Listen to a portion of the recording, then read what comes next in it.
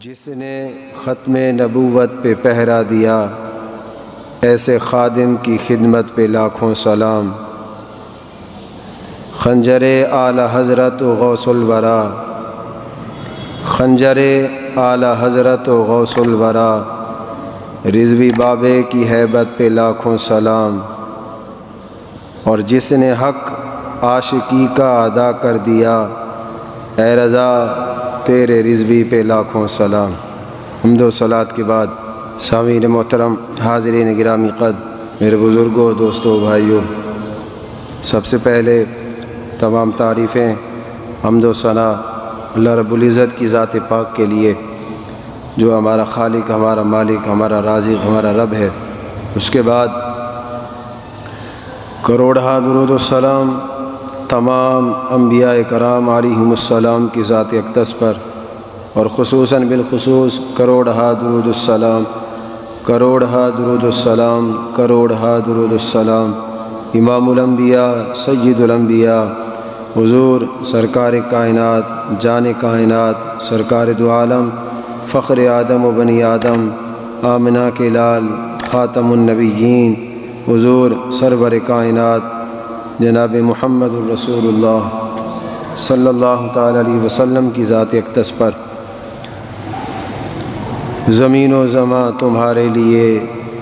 چنین و چنا تمہارے لیے، مکین و مکاں تمہارے لیے، بنے دو جہاں تمہارے لیے، دہن میں زباں تمہارے لیے، بدن میں ہے جاں تمہارے لیے، ہم آئے یہاں تمہارے لیے، کل اٹھیں بھی وہاں تمہارے لیے۔ حضور سیدنا غوث پاک رضی اللہ تعالیٰ عنہ کے غلاموں میں سے ایک غلام، جن کا نام دنیا ان کی زندگی میں بھی جانتی تھی، اور جب انہوں نے اس دنیا سے پردہ فرمایا، بے وفا دنیا سے کوچ کیا، تو پوری دنیا کے اندر جو ہے وہ ان کے نام کا ڈنکا بجا، اور بجنا بھی چاہیے تھا۔ میرے امام نے کہا رہے گا یوں ہی ان کا چرچا رہے گا، پڑے خاک ہو جائیں جل جانے والے۔ حضور کا بھی نام رہے گا، اور حضور کے غلاموں کا بھی نام رہے گا، حضور کا بھی ذکر رہے گا، حضور کا بھی قیامت تک اسی طرح نام رہے گا۔ اور جنہوں نے اپنے آپ کو، اپنی زندگی کو حضور کے نام پر قربان کر دیا، حضور کی عزت اور ناموس پر قربان کر دیا، یقین جانیں ان کا نام بھی قیامت تک زندہ رہتا ہے۔ یہ ہماری آنکھوں دیکھی باتیں ہیں، یہ کوئی بہت پیچھے کی بات نہیں ہے، ہماری آنکھوں دیکھی باتیں ہیں۔ کئی باتیں ہم نے، کئی واقعات ہم نے ایسے دیکھے کہ جنہوں نے اپنے آپ کو فنا کیا حضور کے نام پر، ظاہراً تو وہ اس دنیا سے چلے گئے، ظاہراً تو ان کو موت آ گئی، ظاہراً اب نہ تو وہ دنیا میں چل پھر سکتے ہیں، نہ وہ اپنی بات کر سکتے ہیں، لیکن یہ حقیقت ہے، یہ ایک مسلم بات ہے، جو بندہ حضور کے نام پر مٹتا ہے،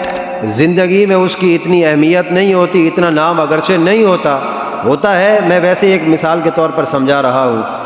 اس کی زندگی میں اتنا نام نہیں ہوتا، لیکن جب وہ اپنے آپ کو حضور کے نام پر مٹا دیتا ہے، فنا کر دیتا ہے، تو بھی یقین جانیے اس کے چلے جانے کے بعد پوری دنیا میں پھر اللہ جو ہے اس کا ذکر کرواتا ہے، پوری دنیا میں پھر اس کے نام اور اس کی شہرت کے ڈنکے بجتے ہیں۔ یہ کئی ایسے واقعات ہمارے سامنے موجود ہیں جن کی میں آج بات کر رہا ہوں۔ فنا فی الرسول، حضور امیر المجاہدین، فنا فی خاتم النبیین، سنیت کی پہچان نوجوانوں کے اندر، اس امت کے اندر حضور کی محبت کی روح جو ہے وہ پیدا کرنے والے، عقیدہ ناموس رسالت کا درس جو ہے اس امت کو دینے والے، عقیدہ ختم نبوت کا درس اس امت کو دینے والے، حضور کے سچے عاشق، حضور سے سچی محبت کرنے والے، اپنا سب کچھ حضور کی عزت، حضور کی ناموس، حضور کی ختم نبوت پر قربان کرنے والے، استاذ العلماء، شیخ الحدیث و تفسیر حضرت علامہ مولانا حافظ خادم حسین رضوی رحمۃ اللہ تعالی علیہ۔ اللہ نے آپ کو اتنا نوازا ہے، اور میں یہ شروع کے اندر یہ بات عرض کرتا چلوں، وہ کسی شاعر نے کہا تھا کہ ستارے تو روز ٹوٹ کر گرتے ہیں، ستارے تو روز جو ہے ٹوٹ کر گرتے ہیں، غضب ہوا کہ آج آفتاب جو ہے وہ ٹوٹ کر گرا ہے۔ تو یہ حقیقت ہے اہل سنت کے اندر، اور خصوصاً نوجوان نسل کے اندر عشق رسول کو بیدار کرنے والی شخصیت، حضور کے نام کی صدائیں لگانے والی شخصیت، عقیدہ ختم نبوت لوگوں کے دلوں میں اس عقیدے کو اجاگر کرنے والی شخصیت، گزشتہ جمعرات کے دن ان کا وصال ہوا، اس دنیا فانی سے انہوں نے پردہ فرمایا۔ بڑی آپ کی خدمات ہیں، اور الحمدللہ میں یہ شروع کے اندر بات عرض کرتا چلوں، الحمدللہ ہمیں قیامت تک اس بات پر فخر رہے گا کہ ہم حضور امیر المجاہدین کا جنازہ دیکھ کر ہم نے انہیں نہیں مانا۔ آج بہت سارے لوگ یہ کہنے پر مجبور ہیں، اپنے تو اپنے دشمن غیر بھی یہ کہہ رہے ہیں کہ بندہ بڑا اصول کا تھا، بندہ بڑا عاشق رسول تھا، جنازہ دیکھ کر ہم نے حضور امیر المجاہدین کو نہیں مانا، بلکہ ہمیں اس بات پر قیامت تک فخر رہے گا کہ ہم نے حضور امیر المجاہدین کو پہلے ہی دن سے، جس دن سے انہوں نے حضور کی ناموس کا نعرہ لگایا، حضور کی عزت اور ناموس کی بات کی، الحمدللہ یہ اللہ کا ہم پر کرم ہے، اور ہمیں اس بات پر قیامت تک فخر رہے گا کہ ہم اس دن سے حضور کبریٰ امیر المجاہدین کے ساتھ، ان کے مشن کے ساتھ کھڑے تھے، اور قیامت تک انشاءاللہ اسی مشن پر ہم قائم رہیں گے، ہم اسی مشن پر ہم زندہ بھی رہیں گے۔ اور اللہ سے ہماری یہی دعا ہے، قبولیت کا دن ہے، جمعے کا دن ہے، حضور نے فرمایا اس دن ایک گھڑی قبولیت کی آتی ہے،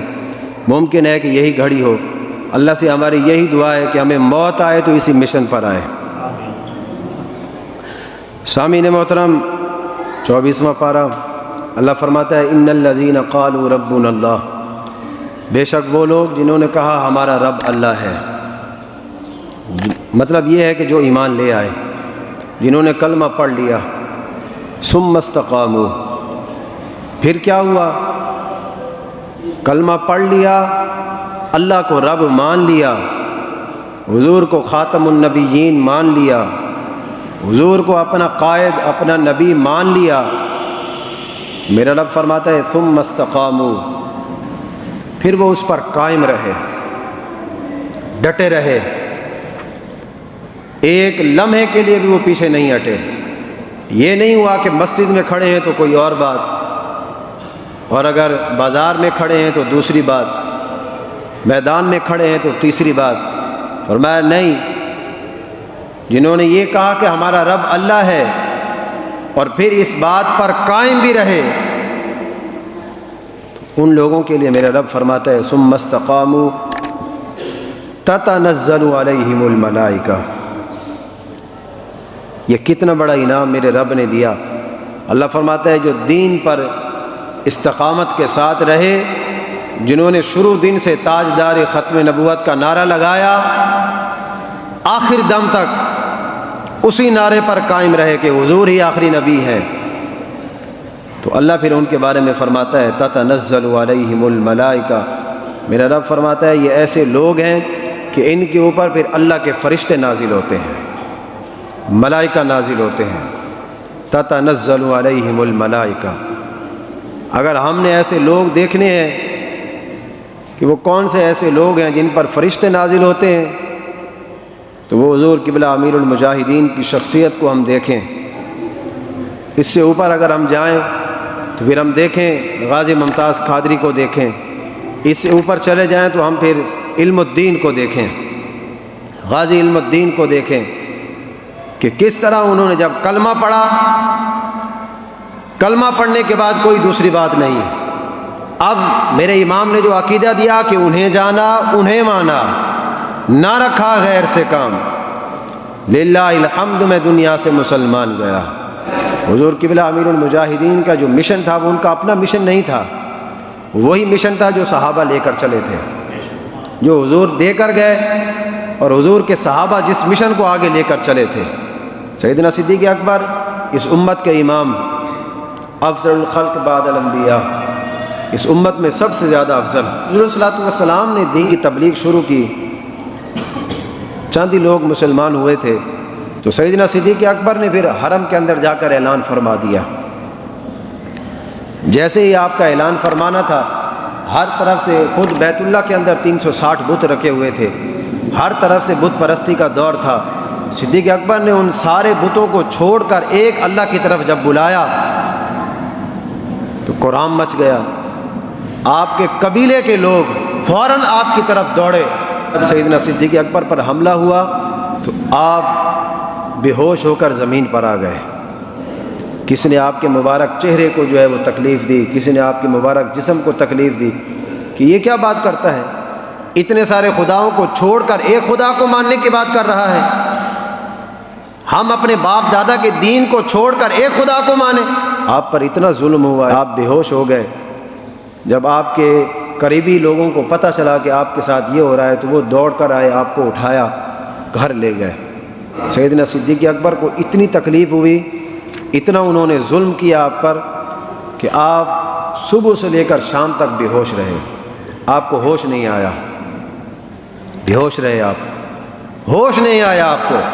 اب بندہ ذرا تصور کرے کہ انہوں نے صدیق اکبر پر کتنا ظلم کیا ہوگا۔ سنیں جی سنیں، یہ حضور کی محبت، حضور سے عشق کیا، حضور کے دین کی دعوت دی۔ آج ہمیں ایک سوئی چبھ جائے تو ہم، معمولی سا بخار ہو جائے تو ہم دین سے بیزار ہو جاتے ہیں، دین سے دور ہو جاتے ہیں۔ سارا دن ہوش نہیں آیا، بے ہوشی کے عالم میں سارا دن گزارا۔ وہ ظلم جو اتنا ہوا تھا، تشدد اتنا ہوا، آپ کے قبیلے والے سارا دن آپ کے پاس کھڑے رہے کہ پتہ نہیں آج کیا بنتا ہے۔ انہوں نے تو آپ کی زندگی کی امید بھی چھوڑ دی۔ ماں، ایک ماں اپنے بیٹے سے کتنا پیار کرتی ہے، آپ کی ماں آپ کے سرہانے بیٹھی رہی، سارا دن آپ کی ماں روتی رہی۔ جیسے ہی سیدنا صدیق اکبر کو ہوش آیا تو ہماری طرح چلانا رونا نہیں شروع کر دیا، ہے میرا کیا ہو گیا، میرے ساتھ تو یہ ہو گیا، میں نے تو دین کی بات کی، میں نے کون سی غلط بات کی، میں نے تو حق بات کی، مجھے لوگوں نے مارا، میرے ساتھ یہ ہو گیا، میرا کیا ہوگا، میری ماں کا کیا ہوگا، میرے باپ کا کیا ہوگا، میرے بیوی بچوں کا کیا ہوگا۔ یہ میرے سامنے الفاظ موجود ہیں۔ فرماتے ہیں جیسے ہی سیدنا صدیق اکبر کو ہوش آیا، پہلا لفظ ہی ان کی زبان پر یہی تھا، ما فعل رسول اللہ، فرمایا بتاؤ میرے رسول کا کیا حال ہے۔